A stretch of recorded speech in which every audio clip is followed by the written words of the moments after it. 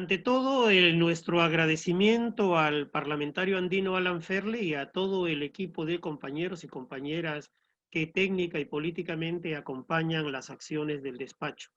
Y agradecer y resaltar el interés por este tema de los derechos humanos en el marco de los compromisos de las empresas, de los compromisos y responsabilidades del Estado, pero sobre todo de el derecho de los trabajadores, entiéndase derecho laboral, en su conjunto, en la perspectiva de los derechos humanos. Porque los trabajadores no solamente tenemos derechos hasta ahora reconocidos por lo que clásicamente se entiende derecho laboral, sino somos ciudadanos y como ciudadanos y personas tenemos derechos económicos, sociales, culturales, ambientales, todos ellos consagrados por la Constitución peruana y todos ellos progresivamente reconocidos como derechos humanos en el mundo y en la historia contemporánea. Es decir, en este momento vamos a hablar acerca de cómo los trabajadores estamos participando en este proceso que a nivel mundial en los últimos años viene ocurriendo para incorporar los derechos laborales en el contexto de los derechos humanos y las responsabilidades que desde esa perspectiva de derecho laboral como derecho humano, de derecho de los trabajadores como derecho humano, le corresponde garantizar a los estados y les corresponde cumplir a los empleadores. Y en esa misma perspectiva también vamos a hablar acerca de cómo, por tanto, estamos en el Perú construyendo el Plan Nacional de Acción sobre Empresas y Derechos Humanos. Vamos al tema. Seguramente muchos de nosotros hemos escuchado y hasta hemos reclamado como trabajadores y como vecinos responsabilidad social empresarial. Múltiples casos, diferentes organizaciones sociales, vecinales, ambientales, han reclamado a las empresas de su entorno, han reclamado al Estado, han reclamado a los gobiernos y autoridades de turno que en el enfoque de responsabilidad social empresarial hagan algo para que las empresas no contaminen el medio ambiente, hagan algo para que las empresas tengan una relación de mejor manera con los impactos que su actividad produce en el entorno social, urbano, vecinal de la empresa. Eso fue de alguna manera correcto y de alguna manera hay que entenderlo como parte del proceso de construcción de derechos, como parte del proceso de construcción de demandas. Nosotros los trabajadores hemos avanzado a la formulación no de responsabilidades sociales, no de responsabilidades sociales empresariales que terminan siendo, eran un tanto voluntarias, sino a generar más bien compromisos sociales empresariales. Es decir, ¿cuáles son los compromisos que asume la empresa en materia de debida diligencia, responsabilidad, cumplimiento para con la sociedad? Compromisos sociales empresariales. Y en esa línea, en los últimos años se han venido construyendo un conjunto de instrumentos a nivel internacional y ahora estamos construyendo un instrumento a nivel nacional. ¿Cuáles son los instrumentos a nivel internacional? Son un conjunto de, llamémosle, principios, documentos, acuerdos que desde Naciones Unidas, que desde la OIT, inclusive desde la propia OCDE, hoy se vienen impulsando como directrices. Son las directrices, generalicémoslo así para no entrar en detalles de cada uno de de los documentos y acuerdos que se vienen impulsando son directrices para regular los compromisos y promover los compromisos sociales empresariales en materia de derechos humanos. Y en torno a estos principios, en nuestro país se viene en la actualidad, venimos en la actualidad participando en el proceso de construcción de la línea de base y del diagnóstico de lo que sucede en diferentes tópicos, 32 documentos que van a ser recibidos, que están siendo analizados por nosotros, por la Coordinadora de Centrales Sindicales Andinas, por un conjunto de consultores, asesores, por también la plataforma de sociedad civil y por los compañeros, compañeras de pueblos indígenas. Nosotros, sindicatos, sociedad civil y pueblos indígenas, somos partícipes de la mesa multiactor para trabajar el Plan Nacional de Empresas y Derechos Humanos. La mesa multiactor está compuesta por 5 representaciones: el Estado, los empleadores y nosotros. En esa mesa multiactor, en el tratamiento de estos 30 y tantos temas, ya vamos abordando hasta el momento 15 documentos. Menciono algunos para que tengamos una idea de cómo va ese proceso. Conflictividad social, libertad de asociación, es decir, y negociación colectiva, la minería, el medio ambiente, las comunidades, el derecho de las mujeres. Ahora estamos viendo las reparaciones judiciales y extrajudiciales, el tema de la informalidad en la economía. Es decir, diferentes aspectos que tienen que ver con el mundo del trabajo, pero a su vez desde el mundo del trabajo con la economía del país y con la vida de las personas.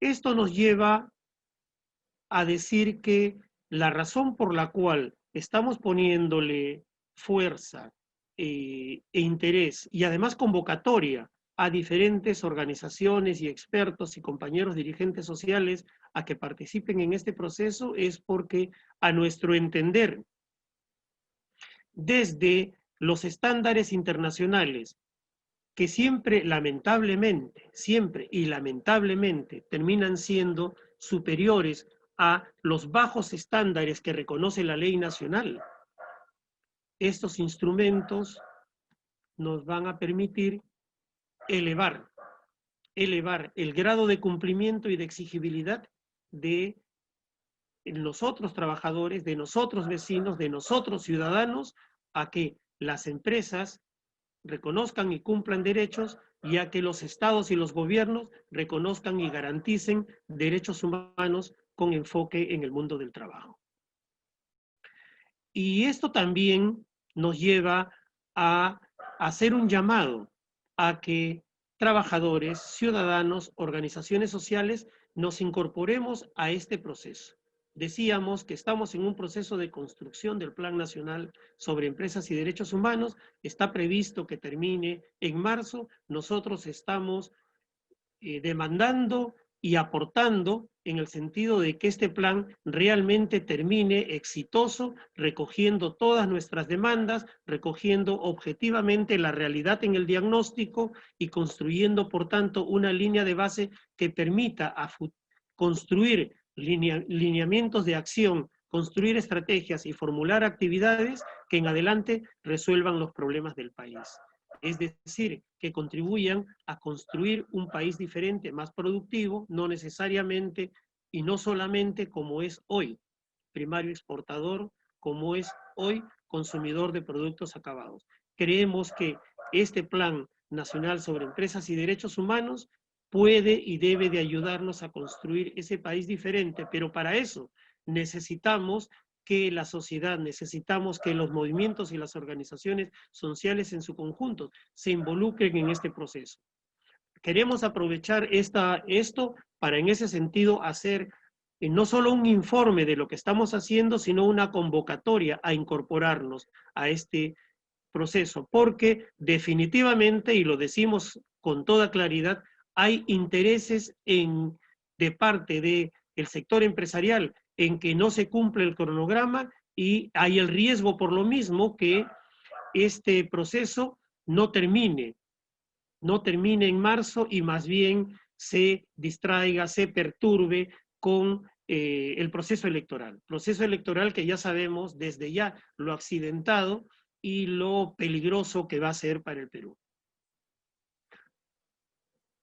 Igualmente, queremos en ese sentido poner como un ejemplo de la importancia de participar en este proceso lo ocurrido recientemente en uno de los 30 y tantos temas que aborda el plan, el de la informalidad. Personalmente tuvimos la responsabilidad y la oportunidad de participar en, primero, mesas especiales que se están realizando dentro de la mesa multiactor, mesas de trabajo especial de informalidad dentro de la mesa multiactor, y allí presentar nuestros puntos de vista sobre el documento de informalidad que nos han alcanzado. Y en mérito a eso también hemos participado en el 5º Foro Regional sobre Empresas y Derechos Humanos, realizado con en la organización y el aval de instituciones como la OIT, CEPAL, CERAL, etc.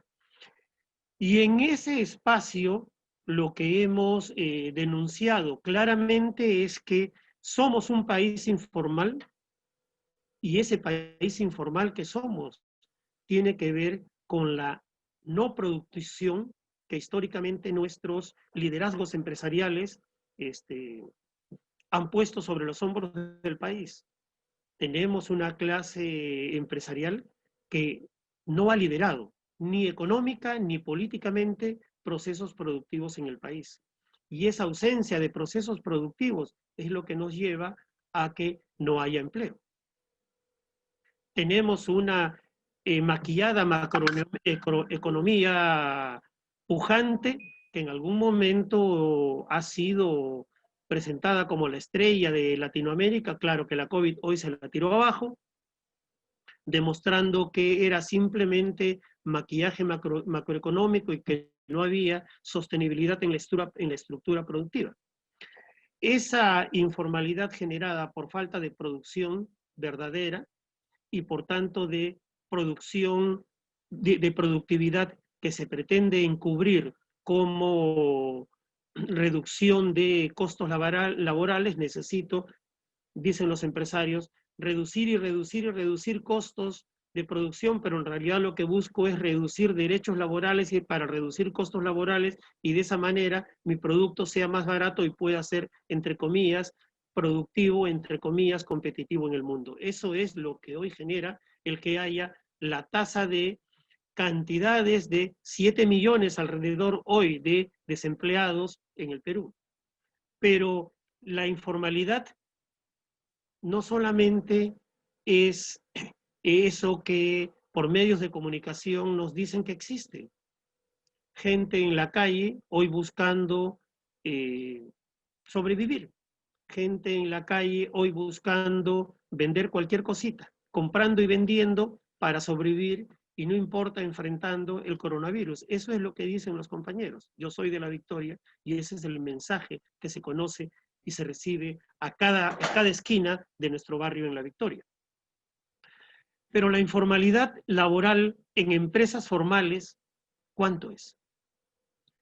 Hay expertos y hay todo un debate al interior de la OIT acerca de qué es informalidad laboral. Informalidad laboral es aquel trabajador que tiene un empleador y al cual no se le reconocen los derechos que le corresponden. Ese es el trabajador que es víctima de la informalidad laboral. Esa es la informalidad laboral. Y esa informalidad laboral en el Perú está por un rango cercano al 20%. Históricamente hablando, y ahora de repente más. Y hay otro 50% actual que tiene que ver con los autoempleados, con los trabajadores independientes y con formas ingeniosas de generar un puesto de trabajo para sobrevivir. Ese 50% de autoempleados y de puestos autogenerados, más ese 20% de empleo informal en empresas formales, es lo que suma el 70%.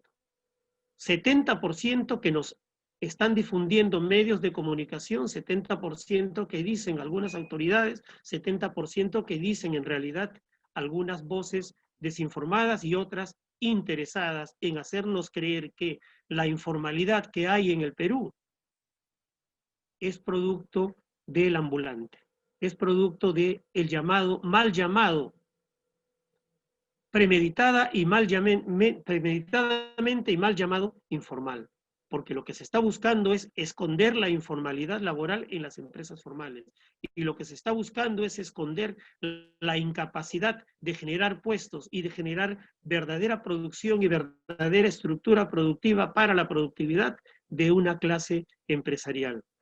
Por eso es que nosotros, todos estos conceptos, con las cifras estadísticas del caso, es lo que hemos demostrado y estamos pugnando, porque sean reconocidas como verdad del país, como verdadero problema del país. Y hay cifras y hay tesis que estamos levantando porque creemos que un objetivo nacional del Perú tiene que ser el construir un Perú productivo, es decir, la transformación del país primario exportador y comprador que somos en un país que produce, que genera productividad y que es competitivo en el mundo a partir de esa producción. Y para eso creemos que tiene que impulsarse un plan nacional de transformación y desarrollo del autoempleo como una herramienta estratégica para la construcción de ese Perú productor. No creemos que la capacidad, la voluntad y el interés mercantilista del hoy empresariado que está al frente de las empresas medianas, de las grandes empresas, vayan a mirar ese proceso de transformación productiva del Perú, porque la práctica y la historia nos demuestra que a ese empresariado, al gran empresariado que lidera hoy la CONFIEP, al gran empresariado que lidera hoy la representación empresarial y la fuerza política que dicha representación empresarial tiene en el Perú, no le interesa sino la exportación de commodities, no le interesa sino la exportación de nuestros recursos naturales, así en bruto y sin ningún valor agregado. Por eso terminamos diciendo que, a manera de ejemplo, esto último que estamos señalando respecto de la economía informal, respecto de el cómo se encubre la informalidad laboral en empresas formales y respecto de cómo se pretende culpabilizar a los compañeros autoempleados como responsables de las muertes que están habiendo en COVID, más bien es falso, es equivocado, porque a los compañeros de la calle, a los trabajadores de la calle, a los autoempleados de la calle, más bien deberíamos de considerarlos hoy héroes frente al COVID. Héroes que se enfrentan y que resisten a la COVID y que históricamente han ayudado a enfrentar y a superar la lucha contra la pobreza en el Perú. Ese es el autoempleo. Y así lo hemos dicho en la mesa multiactor y así lo hemos dicho en el 5º Foro Regional. Y así como este tema, hay otros 30 y tantos temas que tienen que ser trabajados dentro del Plan Nacional de Acción y Empresas de Derechos Humanos. Por eso es que terminamos agradeciendo nuevamente a Alan Ferle y terminamos convocando nuevamente a los intelectuales, a los compañeros dirigentes y a los ciudadanos en general a que le pongamos ojo, lupa, corazón y interés desde nuestro punto de vista a los contenidos del Plan Nacional de Empresas de Derechos Humanos y a cómo se va a aprobar y a implementar en el futuro. Gracias.